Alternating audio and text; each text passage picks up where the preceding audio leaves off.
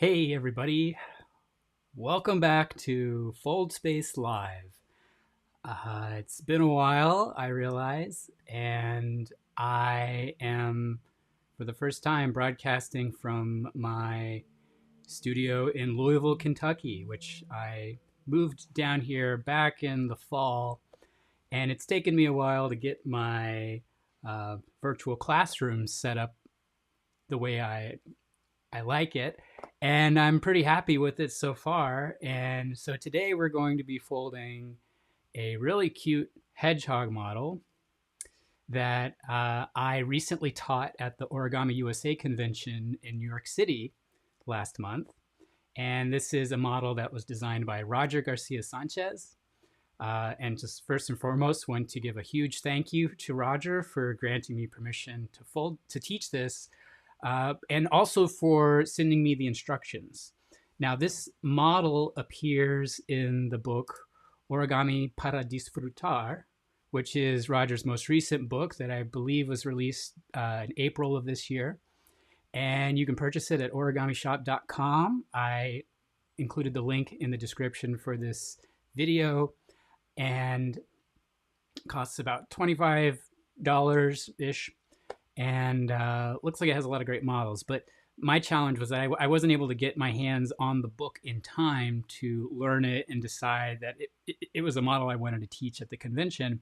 And so he was gracious enough to send me the diagrams. So thank you so much, Roger. I've had a lot of fun learning and mastering this model, and I think you're going to like it too. So let's take a look at this for a second here. And a little backstory. So Roger posted a picture of this hedgehog on the Origami Help group on Facebook. And, oh, timeout. I hear we're getting an echo. Okay, so sorry. Give me 1 second. Let me see if I can figure out what's going on.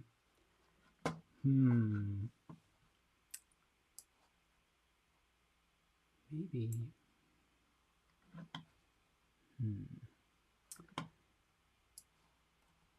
All right.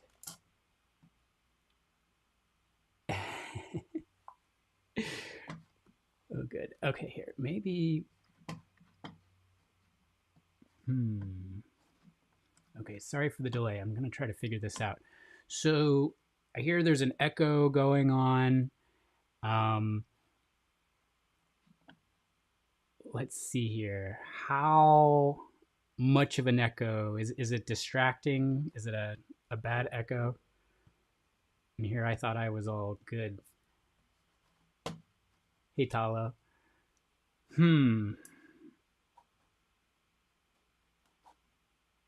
Ugh, great.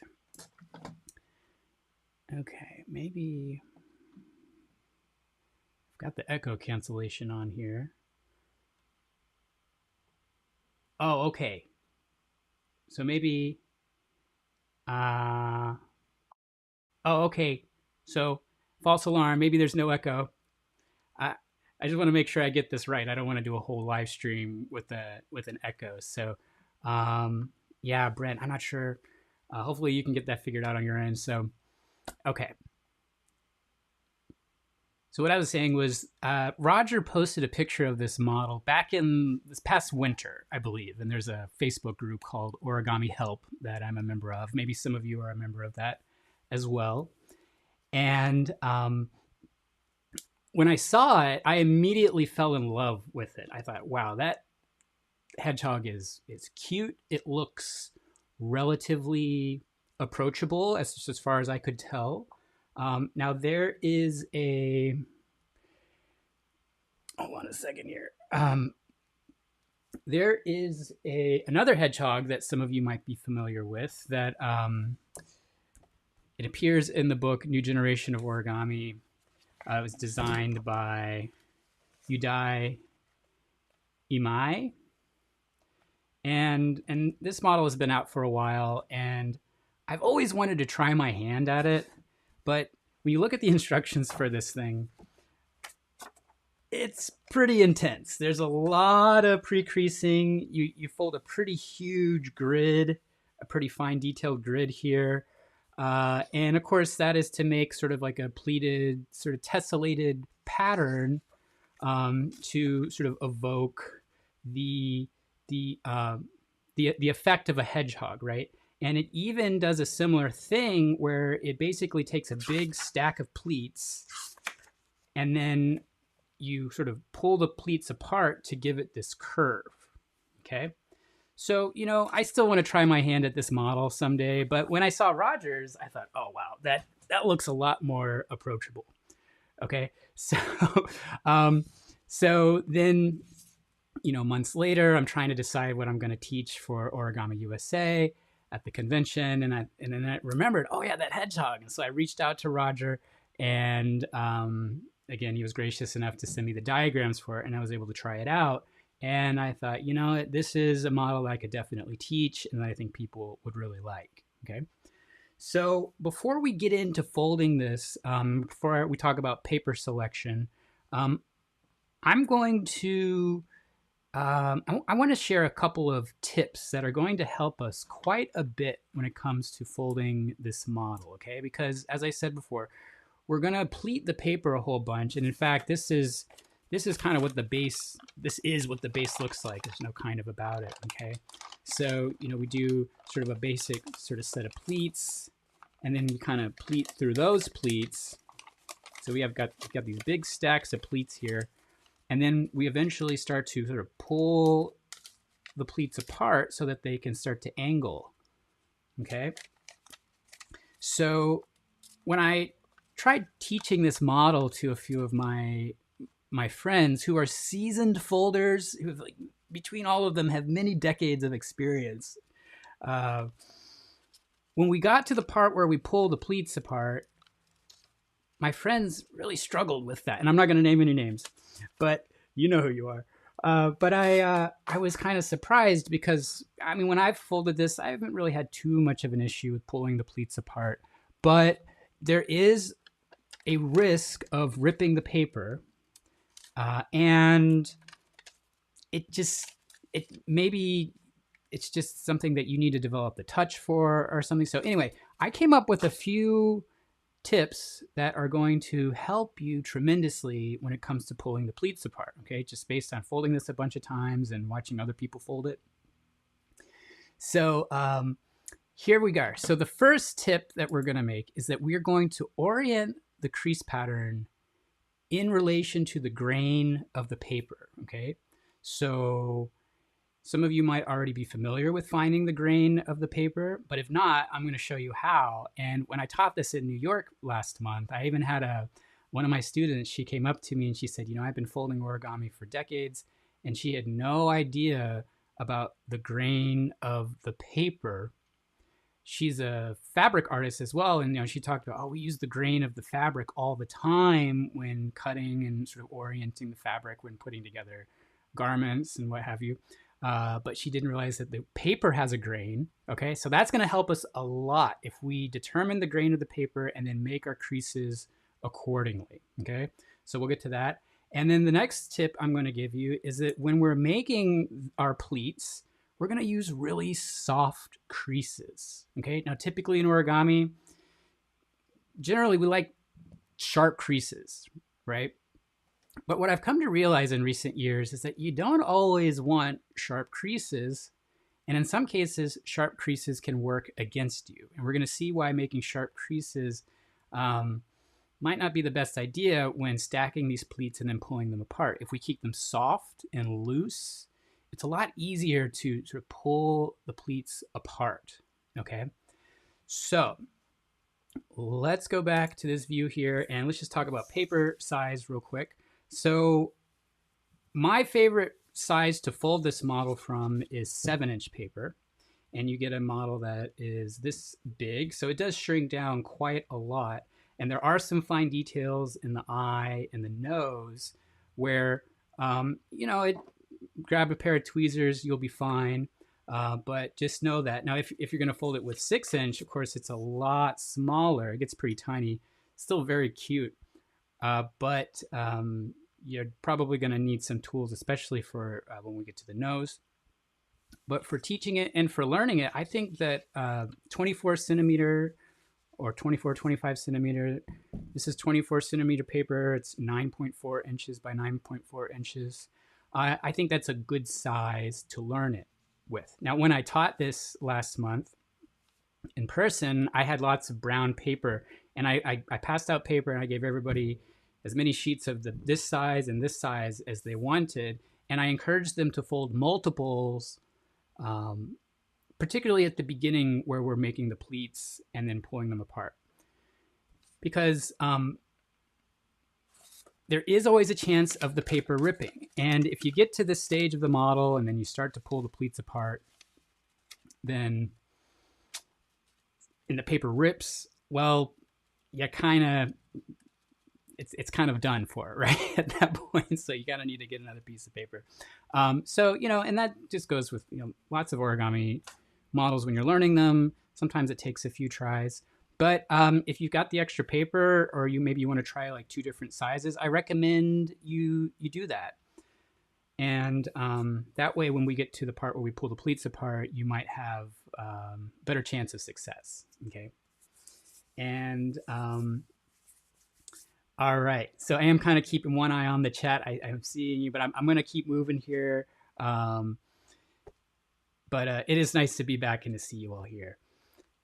Okay, so let's talk about the grain of the paper. Okay, and I'm going to use this 6-inch piece just for talking about the grain. So if you didn't know this already, machine manufactured paper has a grain to it, and it has to do with the way the paper is manufactured and the way the fibers rather of the pulp become aligned in whatever process they use to make this paper. So if you hold the paper in one hand, kind of like you're holding a hot dog bun or a taco, and you just give a gentle squeeze for those 2 sides, 2 opposite sides, and just kind of see how that feels. We're not actually folding it, we're just kind of squeezing it to see what it feels like. Okay, so then if I take the paper and I rotate it 90 degrees, so now I'm bringing the other 2 edges together, and I'm going to see how that feels. And I'm going to try to notice if there's any difference. Okay, so I'm going to go back to the other orientation here. And, okay, so I'm feeling that this position feels a little bit easier to bend. There's less resistance. And then if I turn it 90 degrees and I bring the other 2 edges together, there is more resistance, okay? So I'm going to go back to this orientation. This is going with the grain, and I'm going to go ahead and just mark the paper, because you can't see the grain just with the naked eye, but you can sort of pick up on it by squeezing it like that. Now, if you've ever taken a piece of copy paper, and I totally meant to grab some copy paper for this live stream, I don't have it on me, out of reach, but if you take a piece of 8.5 by 11 paper and you squeeze the long edges together, you'll find that that's a lot easier than trying to squeeze the short edges together. All right. And with that kind of rectangle, it's like right away, it's like, oh, the grain of the paper is going to be going long ways, right? Okay, so in this case, we have discovered the grain of the paper. All right. Now, what I think is a good idea to do, and I'm going to show you a,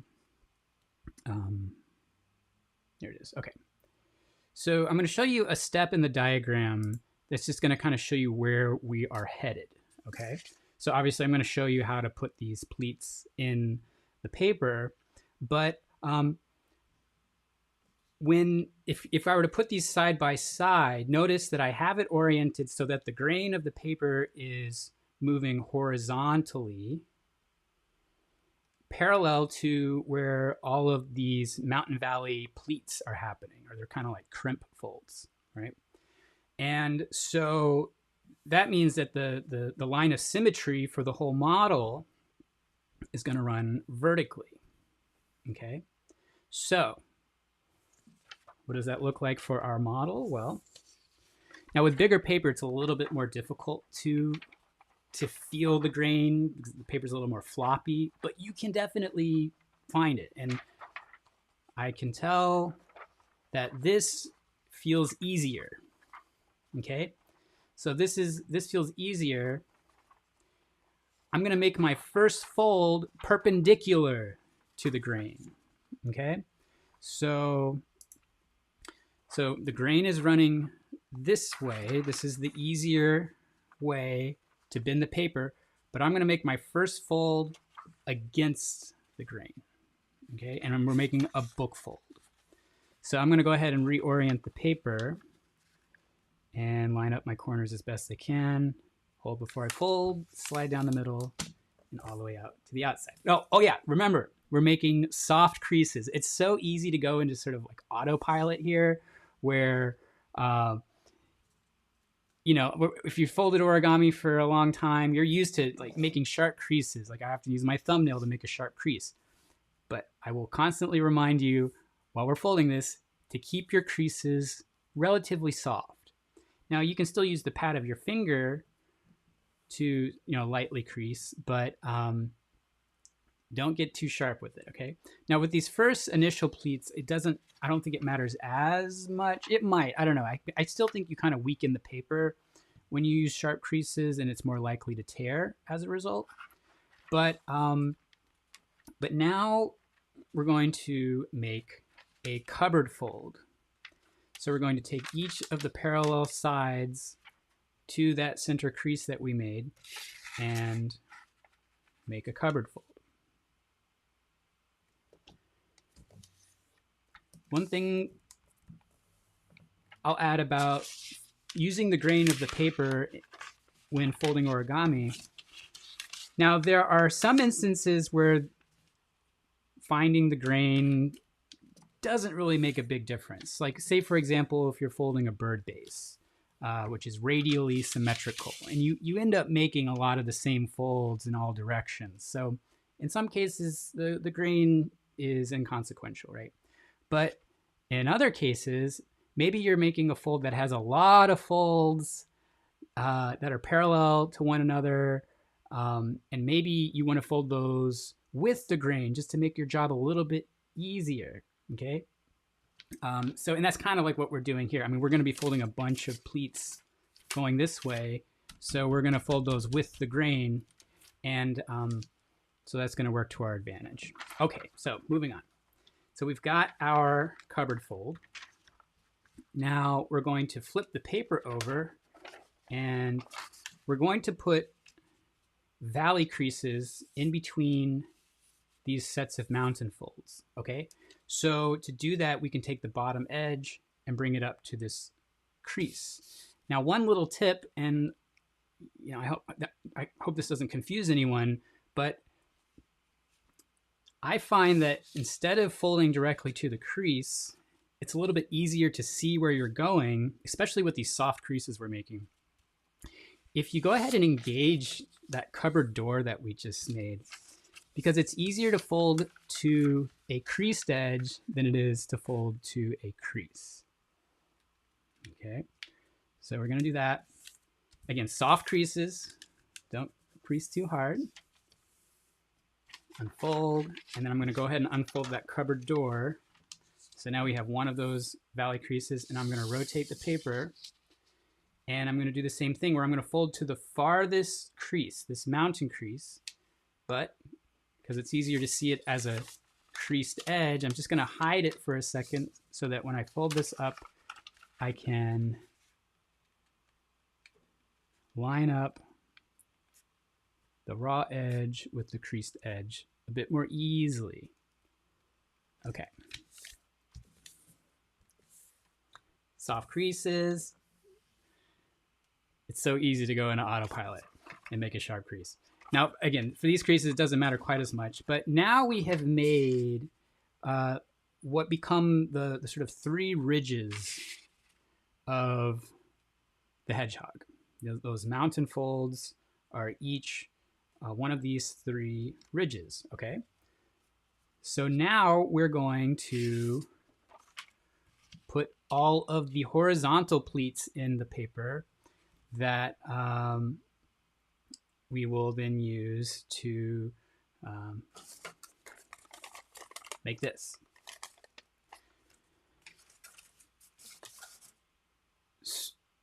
So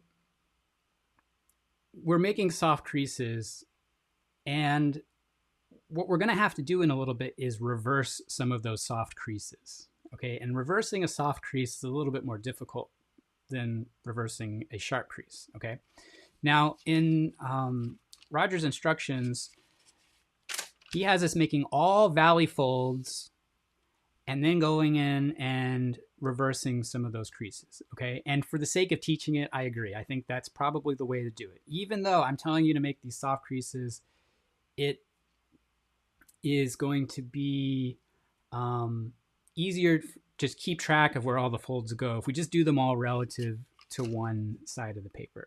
Okay, so to start out, we're going to make a book fold. So we're going to take the bottom edge up to the top, making a soft crease. I think that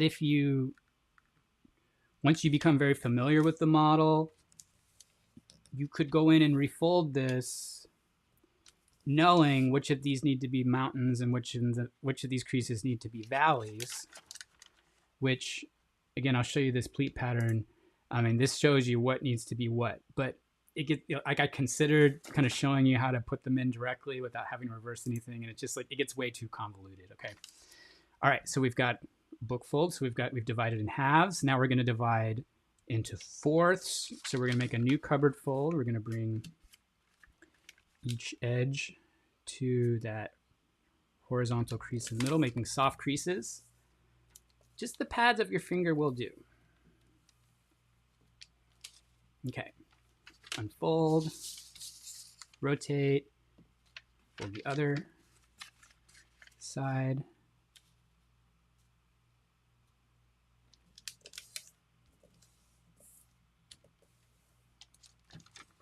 Okay. Now we're going to move into folding eighths, but we don't need to make eighth creases all the way through the paper. Okay, we're only going to subdivide into eighths here, here, and here. So let's do the inner eighths first, because it's a little easier to keep track of what we're doing. So for the inner eighths, we simply take, kind of like we did on the other side, we take that edge to the farthest crease here, soft crease, unfold, and I'm going to rotate and do the same thing, fold to the farthest crease. All right, so we've now gotten in touch with our inner eighths. Mindful origami. Okay, now we only need one of our outer eighths. So let's go ahead and put that outer eighth in down here, bringing now our edge to the closest parallel crease.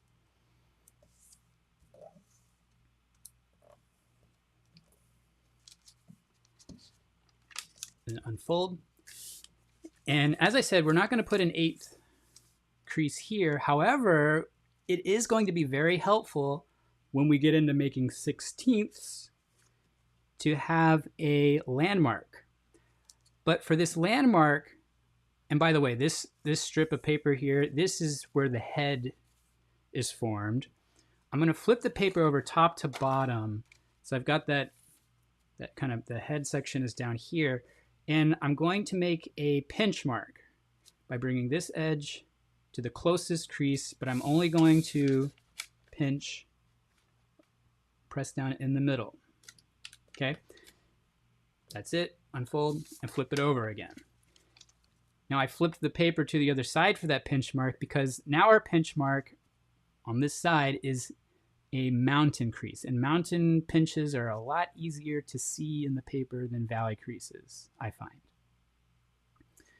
Okay, so now we've got our eighths, and we now move into making 16th folds.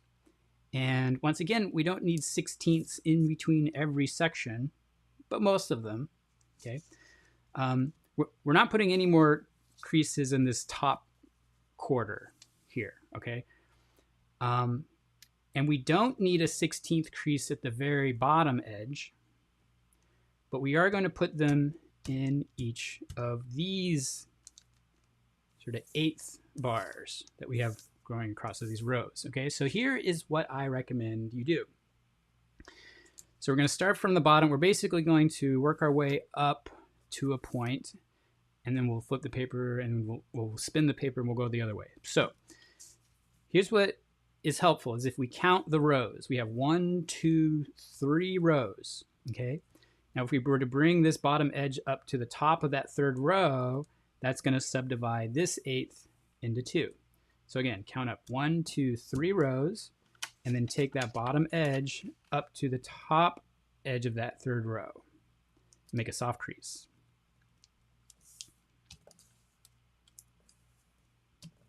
Okay. Now, moving on for there, if we were to skip a row, and now we're up at the top of the 5th row, okay, so we count 5 rows up, or if like you engage that crease that we just did, 1, 2 more rows up, go to the top of that row, and that will give you your next 16th. So you're always skipping one, and you're moving up the rows by an odd number. We started with 3, now we're 5/8 up, and then skip a row, and this is where our landmark comes into play. Now we can just simply fold the bottom edge to meet that landmark, and just be mindful of the outside edges.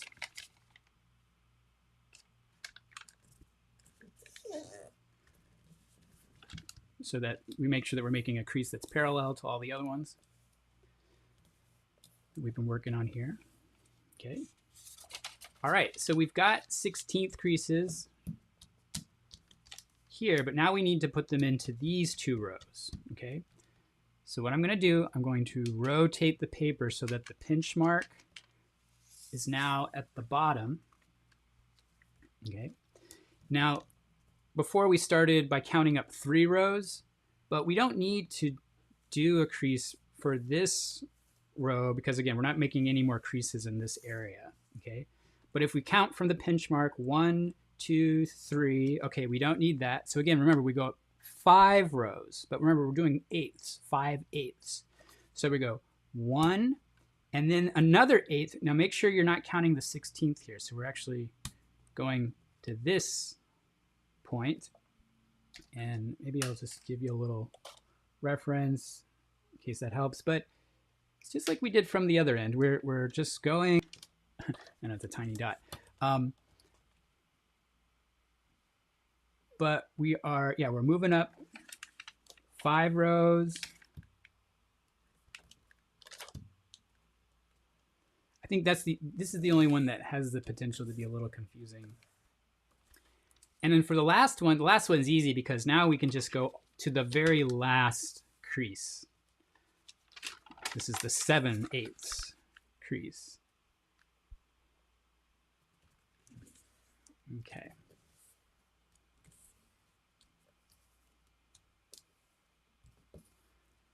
There we go. The tiny dot says a lot. Yeah. Yeah. Okay. Now, one thing I meant to say before too is that, you know, I mean, when doing this type of pleating where you're picking these creases as landmarks, sometimes you pick the wrong one. But one way you can kind of safeguard against that is that as you're making your crease, if you look and say, oh, is that making the 16th that I want? Like if you were to go to one below it, you would see like, oh wait, that's way too close to this crease. That's not it. So if you just kind of pay attention to what's going on down here, you should be okay. Okay, so now we've got our pre-creasing done, but now we have to reverse some folds, okay? And this is where this step comes into play. All right, so the basic pattern here is that the very bottom crease is going to be a mountain. And by the way, when when I make these now, I usually go ahead. This is one crease that I usually go ahead and just put in as a mountain because it's easy to make that last outer eighth just by flipping the paper over. So I kind of meant to show you that time, but again, I just kind of wanted to keep it simple. So we're going to reverse that crease, and as I mentioned, reversing soft creases is a bit more difficult and it's easier to lose your way. So, you know, just try to, remember, keep it soft, keep it really soft, but really try to find your crease there. Okay. All right, so we go mountain, valley, counting from the bottom. Now the valley's already in there. So that first pleat is pretty easy to make once you reverse that bottom crease, okay? And then you skip one, and you're skipping the one now that is underneath this creased edge. That's where that, I don't know, yeah, where that crease is. So you skip one. Okay, so there's gonna be like a 16th row above the pleat you just made. And so now we need to reverse this crease. So there's 1/16 sticking up. You're just gonna very gently reverse that crease. Don't make it too sharp if you can help it. And then, of course, we have all valleys, so that next one will fall into place as well. So there we go. We've got a 16th sticking up here. And then we have another 16th. So of course we skip this crease, and then we go to this 16th. And reverse this one.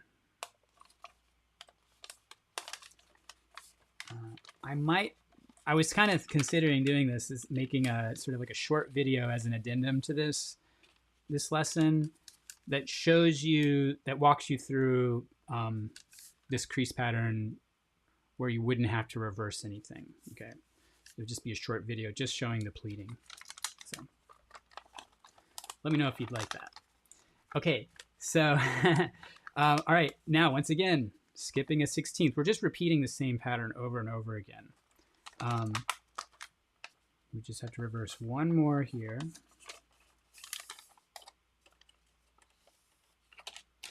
And then that very top crease becomes engaged as a valley. And so and keep them soft. Don't forget. It's so easy to forget and sharpen the crease. Okay, so there we go. That's what you end up with. And if you look at it from the side, it's like a bunch of crimp folds. Kind of remind me of blinds on a window. Okay. And now what's really cool is that now we can go and re-engage, keeping it really soft. Avoid the temptation to squish it flat. But now we can re-engage the 5 creases that we made to start with. And we're just going to start with I like to start with the middle crease. And then each parallel crease to the outside of that middle crease is a valley. Keeping it real soft. And then the next one is a mountain. So we're pleating against the pleats. You might consider these to be 2nd degree pleats. Doing the same on the opposite side. And then you get this. And I'm not flattening it. I'm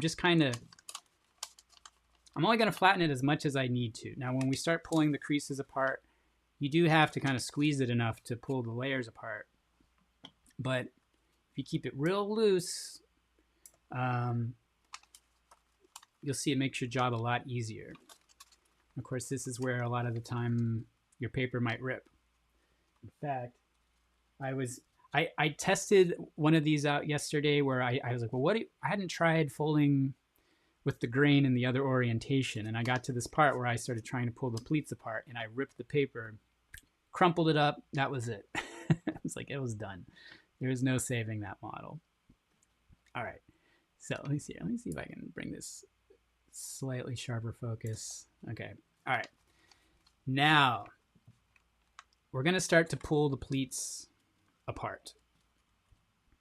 And in Roger's diagram, he has this part of the sequence later in the model. Like if you have the book and you're looking at the diagram, from here he has you going on and making details in the face, and then it's not till the end that you pull the pleats apart. Well, if you're learning this, and actually this is how I've continued to fold it this way, you know, if your paper rips, that's it. So I like to do the pulling of the pleats at this stage because it's kind of a make it or break it situation. All right, so this can take a little bit of practice. I might need a little bit of practice. Now, in another thing I want to point out is that in Roger's diagrams, he has a very clear landmark for where this should land when you pull it apart. And what I have found is that that landmark doesn't always work for me. I feel like there's sort of a range of positions that these pleats can land essentially as you're pulling it apart. So why don't you watch me do one and then I'll show you what we're looking at, okay? But now, when I go to pull the pleats apart, I'm going to kind of gently squeeze, but squeeze just enough up here, okay? Because we're going to start on this end. And before I actually pull it apart, you see how my wrists kind of stay together and I'm sort of arcing out? I want you to kind of practice that motion because that's important. I think that some of the people that I tried to teach this to were like pulling it apart like this. You want a little bit more of this action going on. Okay, so I'm going to hold it at the very, very top. Now, of course, you don't want to hold it where you're squashing the pleats because the pleats need to move. But here's how it goes. I'm going to hold my breath here. Okay, so I pull, oh yeah, that went easy. I pull it out a little bit to angle it and then flatten it. Now, as I said, Roger had this corner going all the way to this edge. I think that creates too severe of an angle because there's a step later on that I'm going to point out. Now, again, I might be misreading the diagram. I've been trying to figure this out, but I'm pretty sure this is what you're supposed to do. But if you see now how far I've angled it, and kind of pay attention to the size of this angle here, this little triangle. Well, it's not even really a full triangle, but it's this little acute angle down here. Okay, and that's about how far I went. And you want to pull all of the pleats out about the same distance. Now, again, you might get to this, to a step later on in the model, and I'm going to again show you what I mean by where this doesn't always work out if you pull it too far or make too severe of an angle. But there's that one. Now I'm going to go on to the next one. Same idea. I'm going to pinch kind of on the outside of where I'm going to separate the pleat, and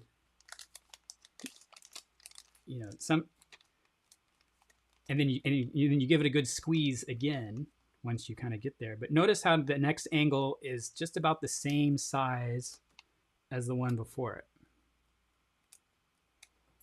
Okay.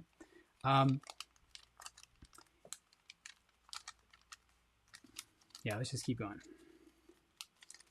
Don't be afraid about ripping the paper, but don't be surprised if it does. I know, it's like contradicting myself. Okay, here we are. Next one. I'm going to pull it apart, flatten it, and the more you practice, the more consistent I feel like this step gets. And I don't know about you. I mean, let me know in the chat, how is your paper moving? Do you find that pulling the pleats apart is working for you? Are you stuck? Are you struggling here? Last one. Yeah. And I would kind of err on the side of less over more. But I tell you, I'm not trying to brag or anything, but that went really easily for me. It's just so I know you can do it. I think with some practice or the right kind of paper. I think that if your paper is really old, it might be more brittle, so it might rip. You can see where like sharp creases here could cause your paper to rip. The other reason too is like those sharp creases, like if you pack all those layers in there, they get like really kind of stuck and jammed in there, and like getting them to separate is really difficult. And I believe that having the grain of the paper going this way makes the paper move a little more easily.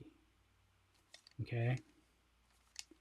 And cool. All right. I see some good feedback here in the chat. Deb says pulling apart so smoothly. That's what I like to hear. Worked for Bonnie. And Mark, yeah. Mark says, so brave of you to risk tearing the paper live on air. I was a little bit afraid of that, but that's why I had a few backups ready to go just in case. But really, if you keep those creases soft enough and you keep the grain of the paper in mind, I think it works pretty well. And making sure you're not squeezing the paper in a way that prevents the layers from separating. And, you know, of course, I've made a lot of these at this point, so I've had quite a bit of practice and getting the feel of it down. And I have ripped some models, as I said before, too. So, all right, there we go. That's a fun form just in and of itself, if you ask me. All right, so we don't really need this anymore, so I'm going to get that out of there. Okay. Cool. Yeah. Thanks, Joe. Yeah. I'm just gonna, you know, brag a little bit here. All right. So now, if you've gotten the base formed, now we can go in and create the details. And another reason I like this model a lot is that it kind of folds itself in a way. And what I mean by that is that it's a pretty straightforward sequence. And because of that, it's a lot easier to remember the sequence. Like I've got this thing memorized. It's like you can just kind of tell like what you need to do, what needs to happen next. Okay, so here we go. Now, I realize that some of our layers might have shifted around a little bit. And so, you know, at this point, accuracy can get a little shaky, but we're just going to do the best we can here. But we have a square. We have a nice square here. And we're going to take the raw corner of the paper here and fold it to the opposite corner, that one single layer. And we're going to do this on both sides. And, you know, really pay attention to this edge and this bisector, but also, I mean, this one down here as well. So I also find that I feel like I tend to fold this in the air more so than on the table, partially because of all those layers. Now, at this point, we can start making sharp creases. And in fact, there's a lot of steps here where sharp creases are going to be preferred. So, although I want to share a little quick story here as I fold the other side,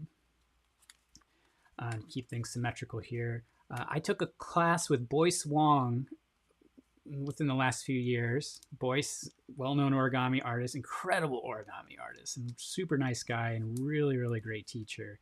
And I was taking a class with him. Might have been at last year's OUSA convention. And someone in his class said, always make sharp creases.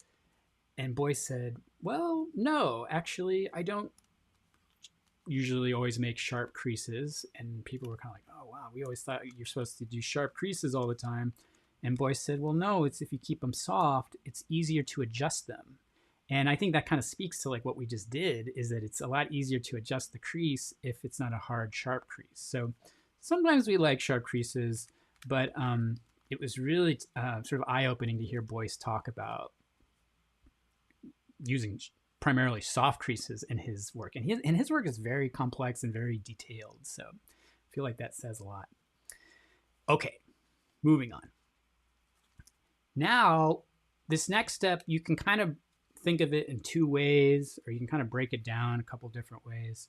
You see we've got these triangles up here. There's two of them. One way you can think about this step is that each of these triangles is going to get inside reverse folded in.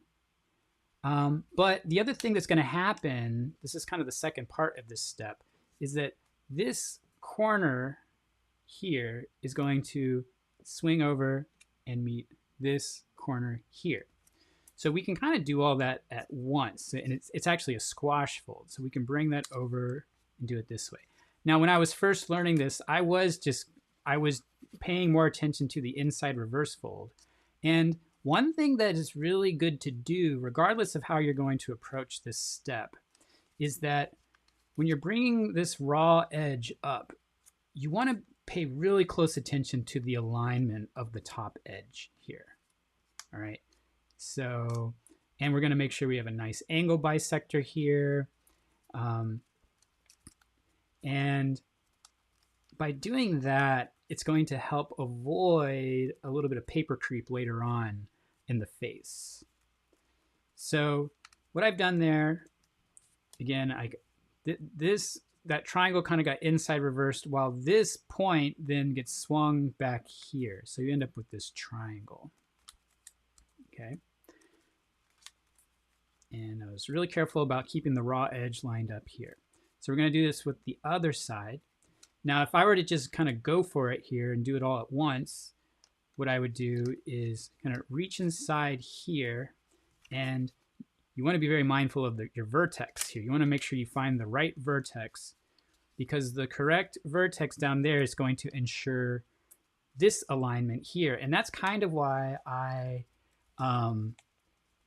like just kind of almost reversing that triangle first, because I'm able to really line up that raw edge with the top edge of that flap on both sides. And then as this swings out, oh, there we go.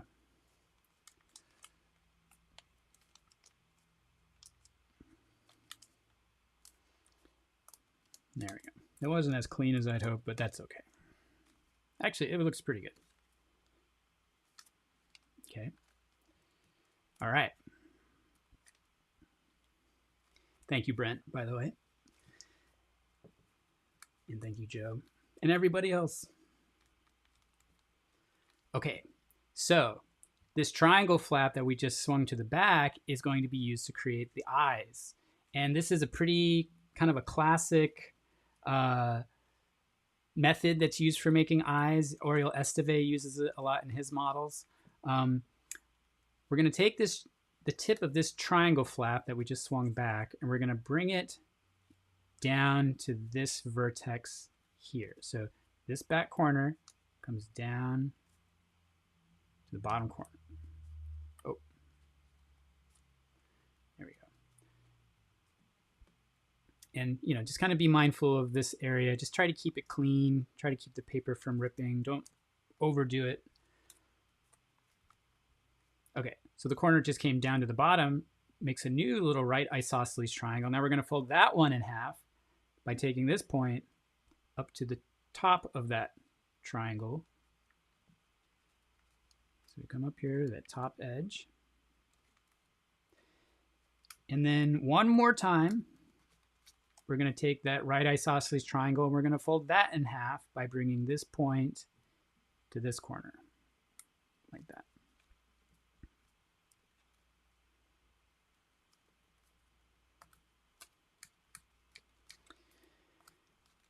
Sometimes when I fold these, I don't form the eye completely at this stage, because you kind of end up with just extra, there's more flaps sticking out, and sometimes I save that for the end. But for the sake of teaching this, I'm just going to go ahead and show it to you now so I'm not jumping around too much.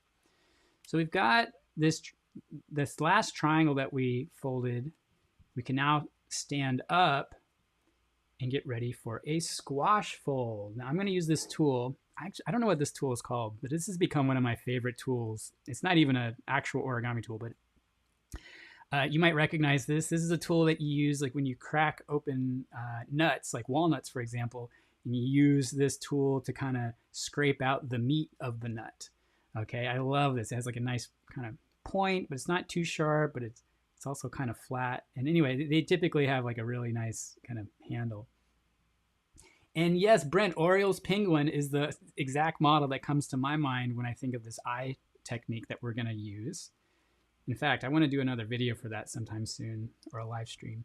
So the reason I got this tool out is it's going to help me make a squash fold, because it's getting kind of fine here. These layers are kind of squished together, but I'm just going to kind of use that to start my squash fold, and then go ahead and squash it all the way down to this corner. Make some nice sharp creases here. Sharper creases will kind of help the layers stay more flat, because they've really stacked up at this point.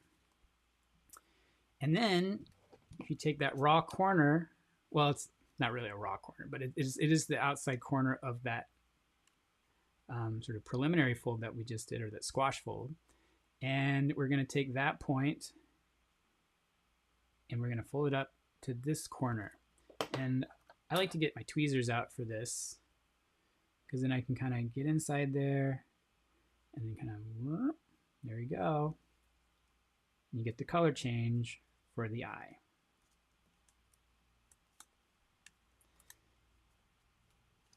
And yes, toothpicks are great for this kind of thing as well. Toothpicks are nice too, because they're not super hard. Kind of like these bamboo tweezers. One of the advantages of bamboo tweezers is it's a little bit easier on the paper. All right, so there's one eye. Let's go ahead and do the other eye. So we're going to do the same sequence as we did before. This back corner of this triangle flap, we're going to fold that triangle in half by bringing it down to the bottom of that triangle flap here.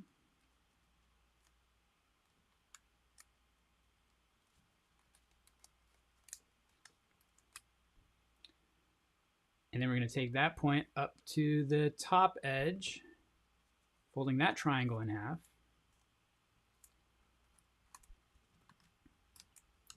And then we do it one more time, bringing this point to the back corner of that triangle. Sharp crease. And then that's going to give us our flap. We stand it back up again. Use this to kind of get in there. There we go. See, I like this too, because it's tapered, it kind of helps start to spread the squash flap open. And finish the squash. And then we open its eye.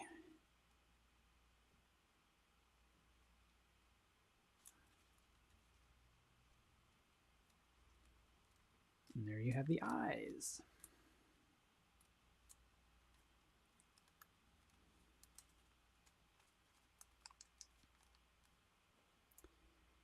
Okay.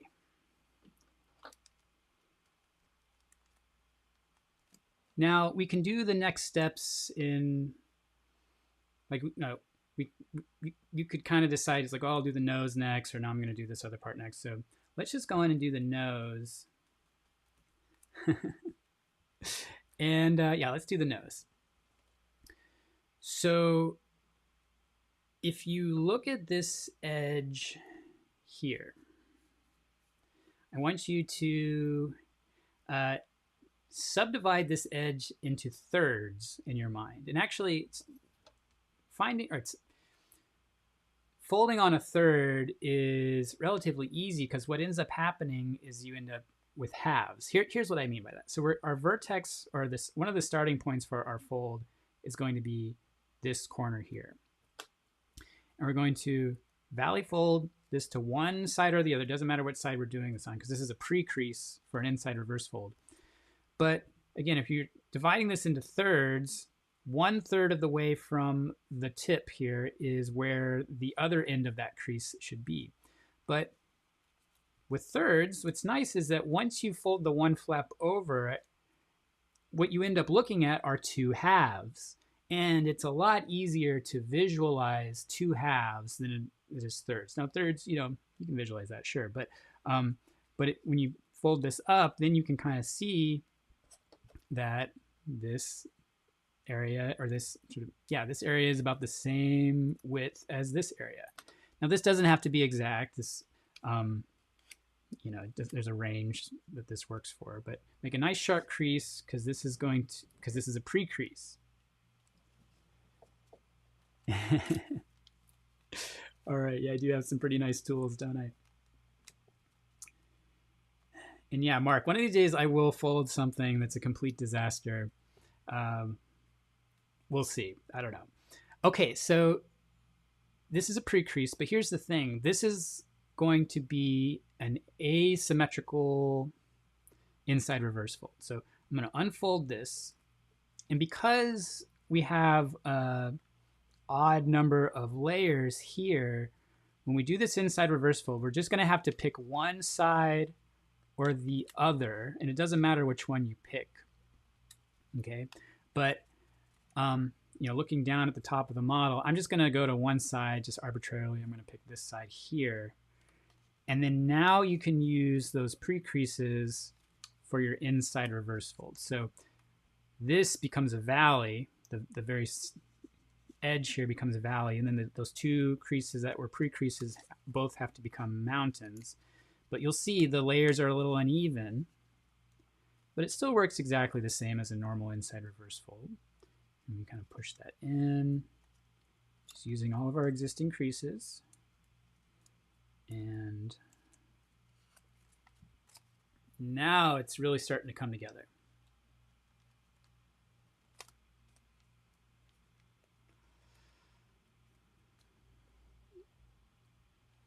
Okay, now we're going to take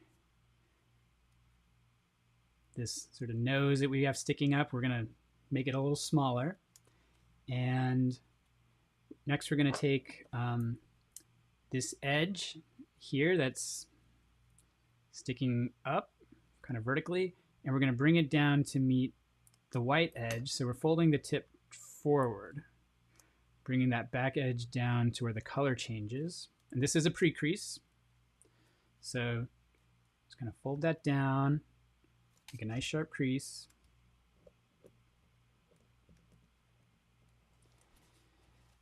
And once you've pre-creased, you can unfold that flap. And because of our asymmetrical inside reverse fold before, the flaps here are a little uneven, but it's okay. We can still treat it like a normal inside reverse fold. So we're going to push this in, reversing the central crease. And then we have two mountains on each side. And then once you complete this, you'll notice that there's a little bit of white sticking out the front. That is supposed to do that. So don't feel like you did it wrong or it's misaligned or anything. It's supposed to look like that. Notice there's a little bit of white sticking out here. That's okay. We're going to take care of that next. And when we take care of that little white tip that's sticking out, we're also going to lock the tip of the nose a little bit. So basically, you're going to take that kind of pointy triangle-shaped flap, and we're just going to fold it in. And one of the end points of my crease is the sort of the top corner of that nose. And this is where tweezers, even at this scale of paper, tweezers are pretty nice. You can certainly do it without tweezers, but you just kind of fold that back and inside the pocket there, and that'll hide that little white tip and lock the nose. Really cute little face. Okay, almost done. I know we're an hour in here. But I feel like there's just like a lot to cover in this model. And when I taught it in New York, I used a 2-hour block, and it was nice because we could kind of take our time.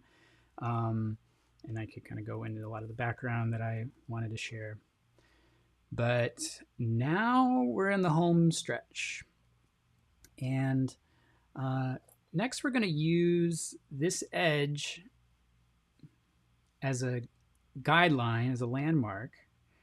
And we're going to take this raw edge here on the back. And we're going to make a triangle. So take a look at what I do. I'm going to fold from the back down. So if you were to extend this edge all the way back, that's our landmark. Okay.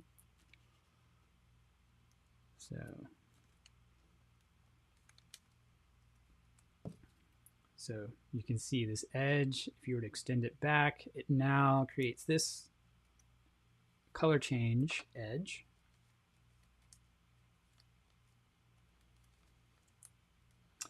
Okay, and I'll just go ahead and do it on the other side.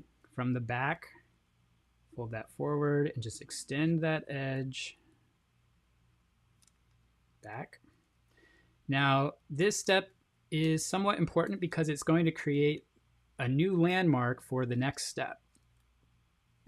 And once we have those in place, we can do a fold that will create the front legs of the hedgehog.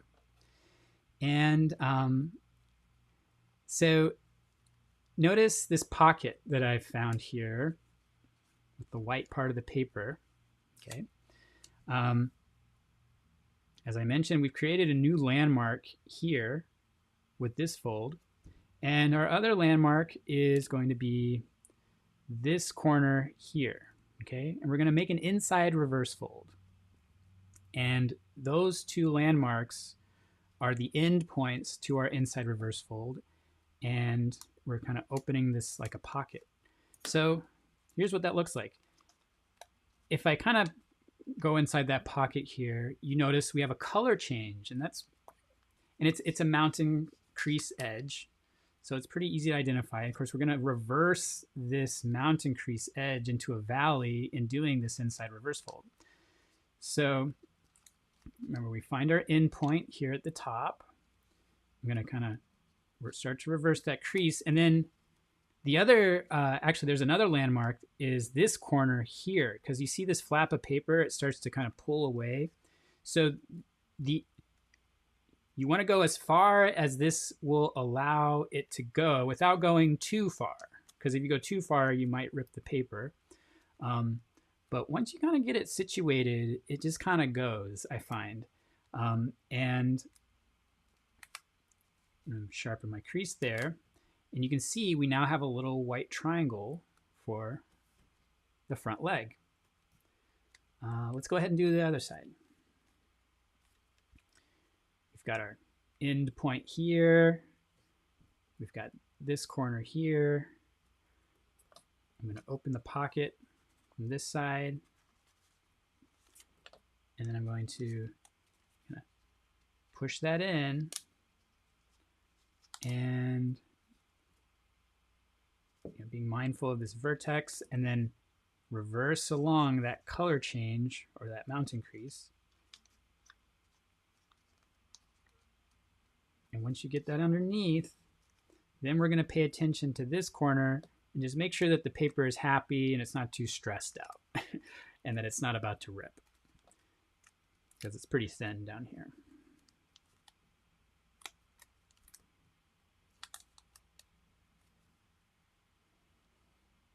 Yay, we're so close.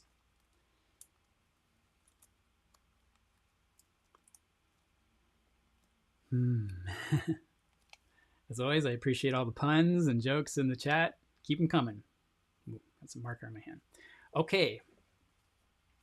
So for this next step, I'm going to sort of call back something that I talked about earlier.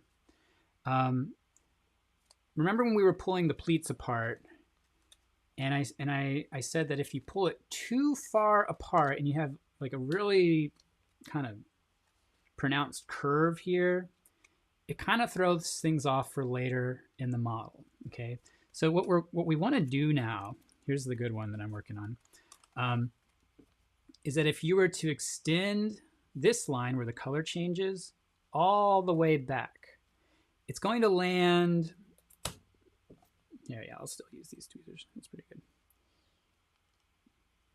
About here. Now, even with this one, I feel like it's a little too severe of a curve. So this is just going to take some practice and trial and error. But the idea here is that we're going to take this whole chunk of pleats that we have here, and we're going to mount and fold it underneath. And that's going to finish shaping the body. And ideally, actually, no, that worked out pretty well. What's kind of interesting is that when you make this mountain fold, the paper kind of curves a little bit, which works for this model actually. And actually, it's kind of working out now for me here. But yeah, but that also is going to sort of isolate this white triangle flap, so you have like a very kind of pronounced leg. Also keep in mind there's these pleats underneath here that are going to remain. Make sure you're tucking that only underneath that very first sort of ridge here, because what this also does is when you tuck that under, it also reveals the back leg. Very clever. Okay, so once you get that tucked underneath, you give it a good squeeze, and we repeat the same thing on the back. We use this color change as a guide and just kind of follow that edge all the way back. Grab that chunk and make sure you're just tucking it into that first sort of ridge pocket that we have here. Oh, but also kind of make sure that you're holding the pleats together pretty firmly so they don't separate here. I'm going to tuck that inside. There we go. Okay.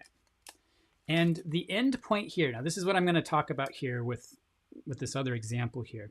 You know, hopefully your crease lands somewhere along this edge, right? Now, what I found when I was first learning this, figuring it out, when I use that landmark that I referred to before, where it's like you're curling it pretty far. Now I feel I haven't totally figured this part out yet, but let me show you this one. This one I tried yesterday. If you extend this edge back, like if I make a straight line, look where it ends. It's landing up here, not back here. Okay, so if that is happening for you, that's okay. But what that means is that you're probably not going to,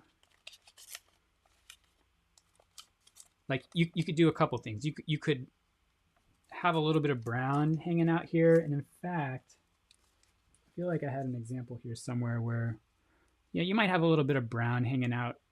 This isn't a really great example. I know I've done at least one where I did that with, but yeah, but I guess that's just sort of the risk of making this part too curved. It curves too much, and then this fold doesn't land back here.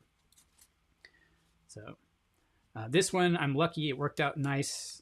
You extend that, you get the color change. This isn't the cleanest, but then it ends up here, right? And then we've got our little triangle, and of course, you want to just kind of try to even it up with the other side. And the very last thing we're going to do is just a couple tiny little folds here for the ears. This raw corner, if you just take that corner, and we're just kind of making an arbitrary little triangle here that connects to the end point here, this corner of that triangle. Just fold that corner back a little bit and fold to taste. It's not, and doesn't have to be like an exact isosceles triangle or anything, but here's that ear, kind of sticks out a little bit. And of course, we repeat on the other side.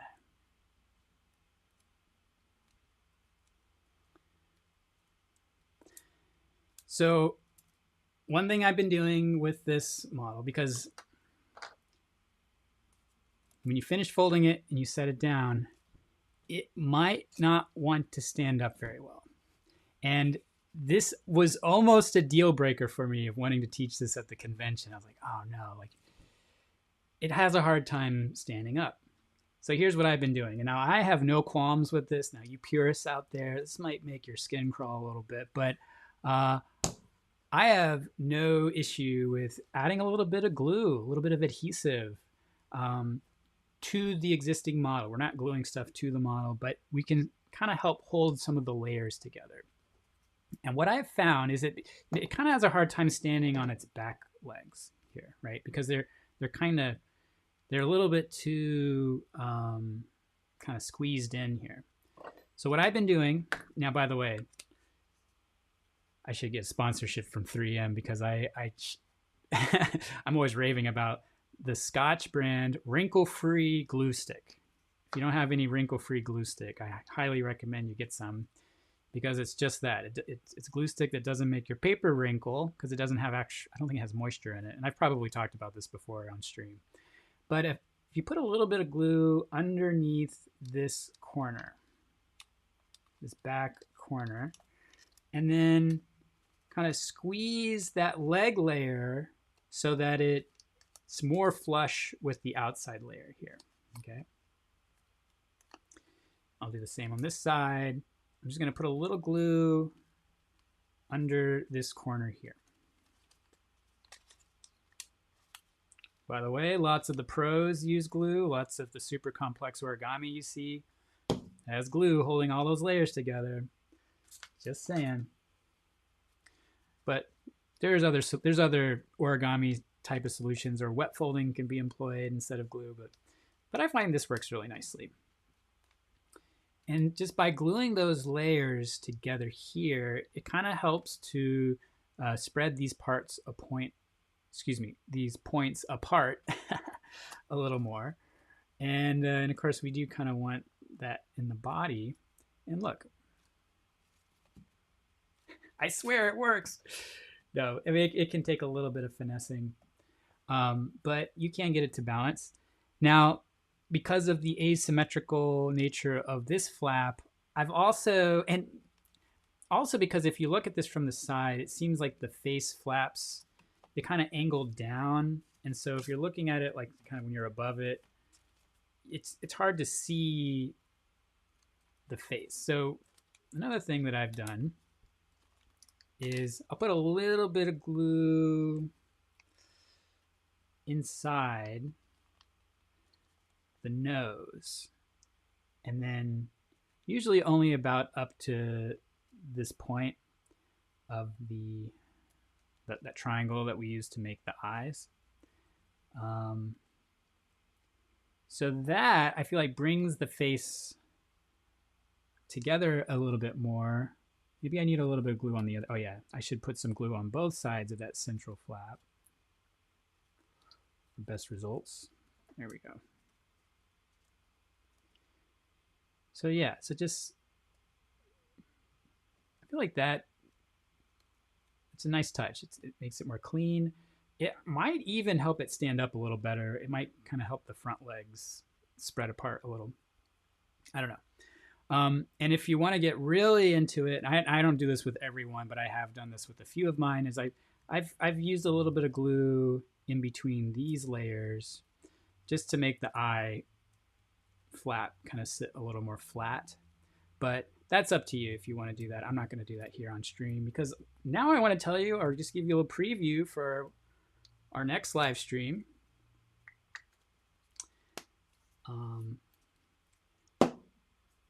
So yes, I'm back with, I'm going to try to have a more consistent streaming schedule. I'm going to start releasing more videos. In fact, I just made a video yesterday on cutting paper. Brent, thanks for watching the video and for all your positive feedback. I'm gonna respond to you after this class, but yeah, I'm gonna try to get more active here online once again. I'm really excited to be back. So in 2 weeks from today, I'm going to teach a model by Jun Maekawa, who is one of my favorite designers. And this is a really clever model that employs box pleating. We're going to learn how to fold a torii gate. And I taught this at the Peacock Convention in San Francisco a few years ago, and finally making a live stream for it. So yeah, so mark your calendars, 2 weeks from today, same time, on August 23rd. We're going to make torii gates and explore box pleating. I also want to mention too that if you want to throw a few bucks in the tip jar, you can go to my Linktree and scroll down. You can also join my mailing list on my Linktree page and access all these other live streams and videos that I've done in the last year or two. So a link for that is down in the description as well. But yeah, but I would appreciate your support, and or if you just want to join my mailing list or get in touch or just watch some more of my content, here's a good place to do it. Of course, you can find all my other videos here on YouTube as well. But I just want to, thank everybody again or just thank everybody for participating in the class and for watching the video. And please, if you want to post your model, please tag me and or Foldspace Studio. And yeah, I think that's about it. So yeah, hope to see you again in 2 weeks for the Torii Gate. And until next time, happy folding. See you later.